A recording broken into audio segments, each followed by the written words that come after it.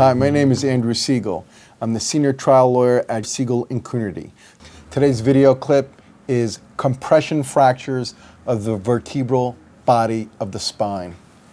Simply put, the human spine is made up of various bones. These bones are known as vertebral bodies. There are some types of mechanisms of injury that put undue stress on these bones.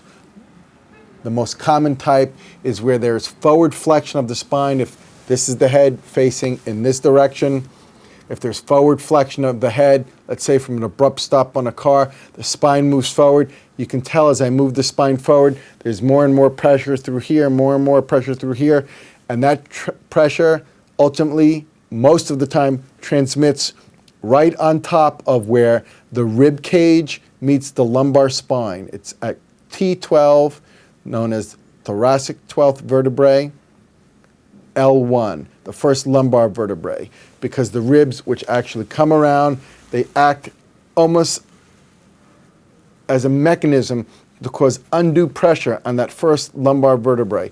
And what typically happens is that you can see a pristine shape of this lumbar vertebrae. Well, the pressure is on the anterior or the front surface of that vertebrae, and the front surface compresses down almost like a piece of pie. It becomes wedge-shaped.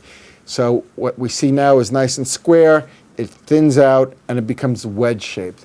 Compression fractures of the spine are very, very painful. There's a lot of energy that is required to actually compress that bone down to bring it into that wedge shape.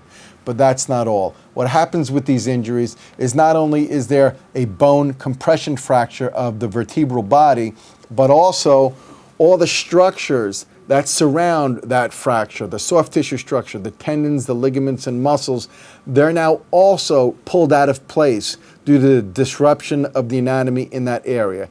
And the joints on the back, the epiphyseal joints, which we see here on this model, those are also disrupted. So what you have a situation is where once the spine worked in uniformity and smoothly, now you have trauma, you have a deformity, the way things are anatomically aligned are now out of whack, and you have undue pressures not only on the fracture itself, but all the soft tissue structures and joints that surround that fracture that can give you a lifetime of pain and suffering. I bring this to your attention because my name is Andrew Siegel, senior trial lawyer at Siegel Coonerty. This is a call to action. If you sustained a compression fracture of your vertebral body and you need legal representation, call me. Let's discuss it. 212-532-0532. Have a good day.